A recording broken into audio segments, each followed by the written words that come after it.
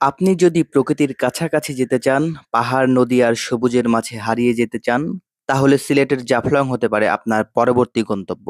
চলুন ঘুরে আসি বাংলাদেশের উত্তর-পূর্বের এক স্বর্গীয় কোণ থেকে।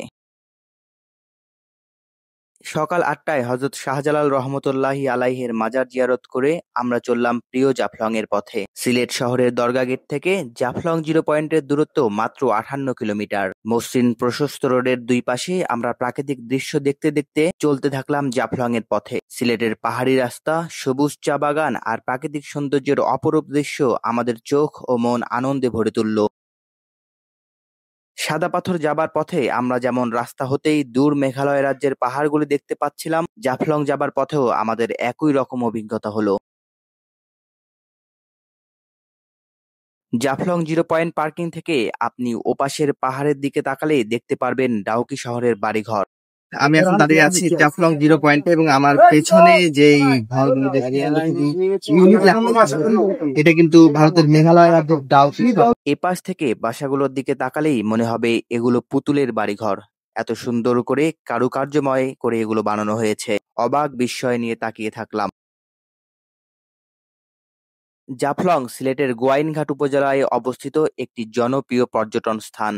এখানকার মূল আকর্ষণ হচ্ছে পিয়াইন নদী, যেটি ভারতের মেঘালয় রাজ্যের পাহাড়ি ঝর্ণাগুলো থেকে প্রবাহিত হয়ে এসেছে। এই নদীটি মূলত ভারতের মেঘালয় রাজ্যের খাসি হিলস জেলা থেকে উৎপত্তি হয়ে বাংলাদেশে প্রবেশ করেছে। এই পিয়াইন নদী ভারতের অংশের নাম হচ্ছে ডাউকি এবং এটি গোয়াইনঘাটে এসে গোয়াইন নদীর সাথে মিলিত হয়ে গোয়াইন নদী নাম ধারণ করেছে।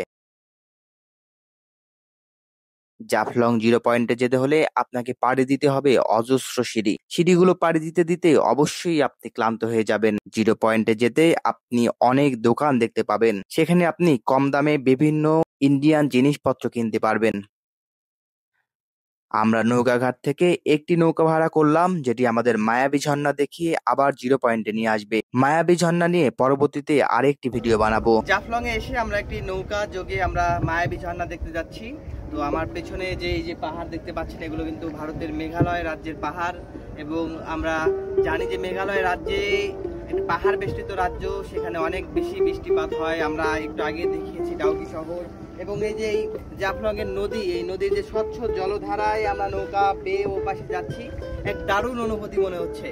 এটা খুবই একটা অভূতপূর্ব আনন্দ, মনকে যে প্রশান্তি দিচ্ছে। আমি জানি না ঢাকায় নাগরিক জীবনে সেই ব্যস্ততম শহরে যান্ত্রিক কোলাহলে আমরা কতটা ব্যস্ত হয়ে পড়ি যে এই ধরনের প্রকৃতির কাছে আসলে আমরা নিজেদেরকে কতটুকু শান্ত ফিল করি।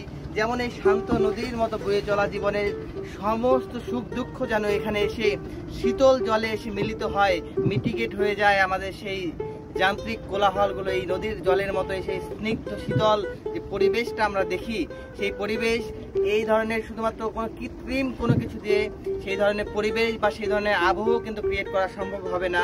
যখনই আপনি একটু বিজি হয়ে পড়বেন বা একটু অশান্ত হয়ে পড়বেন, চলে আসুন প্রকৃতির কাছে, চলে আসুন সমুদ্রের কাছে, চলে আসুন পাহাড়ের কাছে, চলে আসুন ঝর্ণার কাছে এবং চলে আসুন নদীর কাছে। নিশ্চয়ই এইগুলি স্থান আপনাকে সব সময় আপনার উত্তপ্ত হৃদয়কে প্রশান্ত করতে পারবে। আমরা মায়াবী ঝর্ণা দেখে জিরো পয়েন্টের দিকে অগ্রসর হলাম। পিয়াইন নদীর পাশ দিয়ে উঁচু পাহাড় আর পাহাড়ের পাদদেশ এবং নদীর তীরবর্তী সাদা পাথরের উপর দিয়ে হাঁটার লোভ সংবরণ করতে পারলাম না।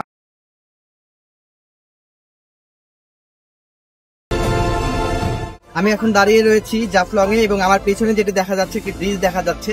এই ব্রিজ হচ্ছে আমাদের বাংলাদেশের অংশ নয়, এটি হচ্ছে ভারতের অংশ। এই ভারতের ডাউকি শহর থেকে এই পাশে দুই পাশে যে ভূখণ্ড ভারতের, সেটি কানেক্ট করেছে কিন্তু এই ব্রিজ। এবং এই ব্রিজই কিন্তু এই জাফলং এর প্রধান আকর্ষণ। সবাই যখন জাফলং এ বেড়াতে আসে এইখানেই আসলে তারা ছবি তোলে। এই ব্রিজকে পেছনে ব্যাকগ্রাউন্ডে রেখে এখানে খুব দারুণ দারুণ ছবি তোলে। এবং দুই পাহাড়ের মাঝখান দিয়ে বয়ে চলেছে নদী এবং সেই নদীর উপরে একটা ব্রিজ, এটা কিন্তু দারুণ একটা ব্যাপার। এবং প্রকৃতির একটা নিসর্গ শোভা, একটা প্রকৃতির যে সৌন্দর্যের ভয়াবহতা, সেটা কিন্তু এই জাফলং এ আসলে দেখা যায়।